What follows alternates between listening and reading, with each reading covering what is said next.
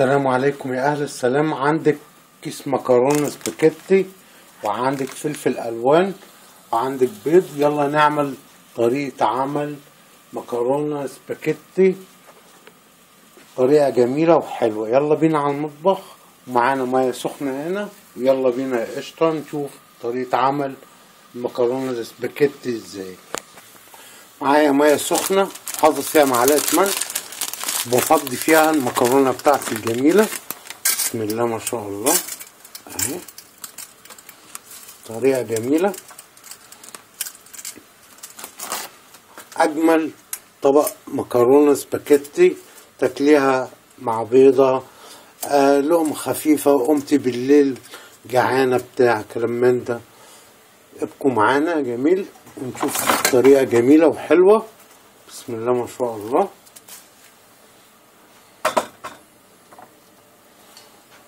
اجمل طريقه عمل مكرونه سباكيتي بالفلفل الالوان، طريقه جميله. ابقوا معانا كده بنسلق المكرونه. بسم الله. سلقت المكرونه السباكيتي اهي، بسم الله ما شاء الله. يلا بقى عشان نعمل الصلصه بتاعتها الجميله. معلقه زيت كده، بسم الله ما شاء الله. ننزل ببصله كده صغيره، نكمل بسم الله.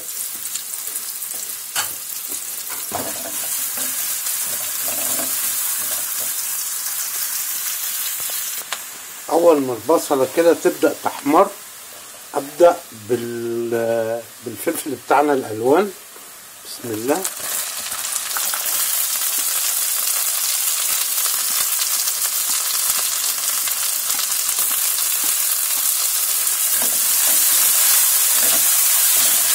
ما شاء الله على الريحه.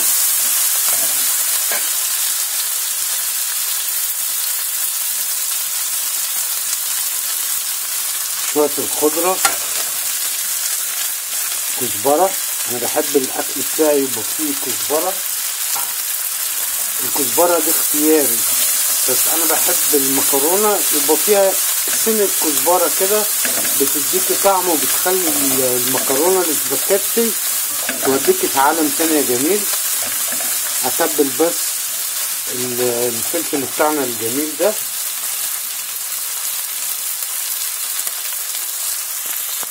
اول ما الفلفل بتاعنا يتبل انزل عليها بمكعب مرق دجاج.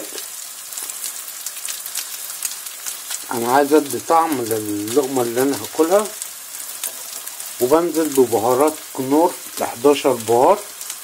الكيس ده بجنيه ونص، متوفر عند اي واحد عطار. ما شاء الله.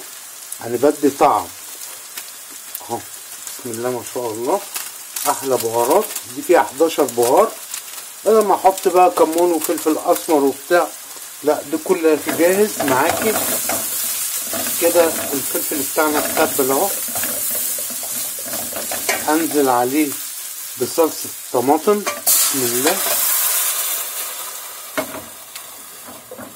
ما شاء الله. صلصه طماطم واسيبها تتسبك مع نفسها كده، واروح قافل عليها يا جميل. ابقوا معانا. شوف كده، بسم الله ما شاء الله. انزل بالمكرونه بتاعتنا، مكرونه السباكيتي. بسم الله ما شاء الله اهي، ما شاء الله.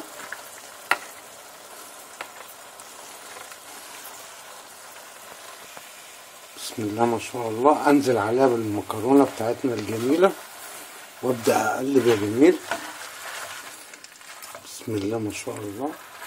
اجمل طبق مكرونه سباكيتي بالفلفل الالوان،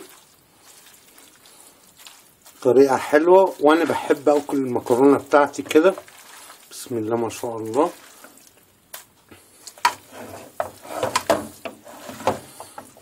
بدخل كله ده ببعضه كده. بسم الله ما شاء الله.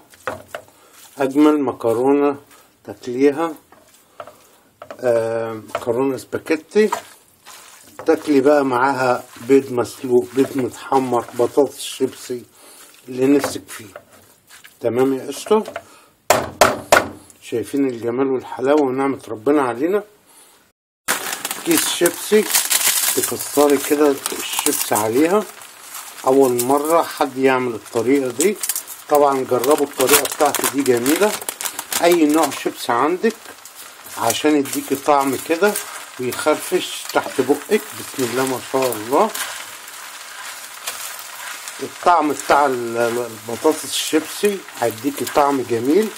جربوا الطريقة دي وولادك هيحبوها، والواحد بيتبسط لما ابنه بياكل حاجة. هتلاقي البطاطس الشيبسي بتخرفش كده تحت بقك وانت بتاكلي.